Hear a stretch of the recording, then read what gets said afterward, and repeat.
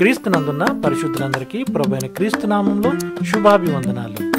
దేవుని ప్రేమ ఆధ్యాత్మిక కార్యక్రమానికి స్వాగతం. జూన్ 10 కొరకు సిహెచ్ స్పర్జన్ గారు వ్రాసిన ధ్యానం చదువుతున్నాను, వినండి. వారు ఎవరి భయమూ లేకుండా విశ్రాంతి గలవారై అన్నపానములు పుచ్చుకుందురు. జెఫన్యా 3వ అధ్యాయం 13వ వచనం. నిన్నటి ధ్యానంలో మనం దుఃఖితులైన వారి గూర్చి, బీదల గూర్చి ధ్యానం చేశాం. ఈ మృతతుల్యమైన లోకంలో వారిని ప్రభువు సజీవమైన దేవుని సంతానంగా మిగిల్చి ఉంచాడని నేర్చుకున్నాం. వారు పాపము చెయ్యరు, అబద్ధమాడరు అని అలాంటి వారి గూర్చి ప్రవక్త తెలియచేస్తున్నాడు. వారికి ఉన్నత పదవులు లేవు, ధన సంపదలు లేవు, కాబట్టి వాటిని కాపాడుకోవాలనే చింత వారికి లేదు. దుష్టులు తమ ప్రాణరక్షణ కోసం ఆధారపడే ఆయుధాలను ఎలా ఉపయోగించాలో కూడా దేవుని శేషజనానికి తెలియదు. పాపపు మార్గాల్లో నడుస్తూ, కుయుక్తులు ప్రయోగిస్తూ తమ్మును తాము కాపాడుకోవటం వీరికి చేతకాదు. అలాంటప్పుడు వారు మరి నాశనం అయిపోయారా? లేదే. వారు అన్నపానాలతో పోషించబడుతూ విశ్రాంతి తీసుకుంటున్నారు.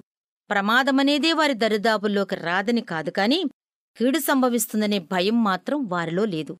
గొర్రెలు చాలా సాధు జంతువులు, తోడేళ్లైతే భయంకరమైన క్రూర మృగాలతో సమానం. ఈ సమయంలో తోడేళ్ల కంటే గొర్రెలే సంఖ్యలో చాలా ఎక్కువగా ఉన్నాయి. అంతకంతకు గొర్రెలదే పైచేయి అవుతుంటే తోడేళ్ల బలం తగ్గుతూ వస్తుంది. ఒకరోజు గొర్రెల మందల చేత పచ్చిక బయళ్లన్నీ నింపబడతాయి, ఒక్క తోడేలి కూడా ఉండదిక. సత్యం ఏమిటంటే, గొర్రెలకు మంచి కాపరి ఉన్నాడు, కాబట్టి వాటికి మంచి పౌష్టికాహారం, కాపుదల, ప్రశాంతత ఉన్నాయి. ఎవరి భయమూ లేకుండా అని వ్రాయబడి ఉన్నట్టు మనుషుల భయంగాని, దుష్టాత్మల భయంగాని వాటికి కలుగదు. ప్రభువు సమీపంగా ఉన్న గొర్రెల మందను ఎవడు భయపెట్టగలడు? మనం పచ్చిక గల చోట్ల పడుకుంటాం. కారణం యేసే మన ఆత్మలకు ఆహారం, విశ్రాంతి. దేవుని ప్రేమ ఆధ్యాత్మిక కార్యక్రమాన్ని చివరి వరకు వీక్షించిన శ్రోతలందరికీ మా హృదయపూర్వక వందనాలు. తిరిగి మరలా రేపటి ఉదయకాల సమయంలో కలుసుకుందాం. అంతవరకు సెలవు.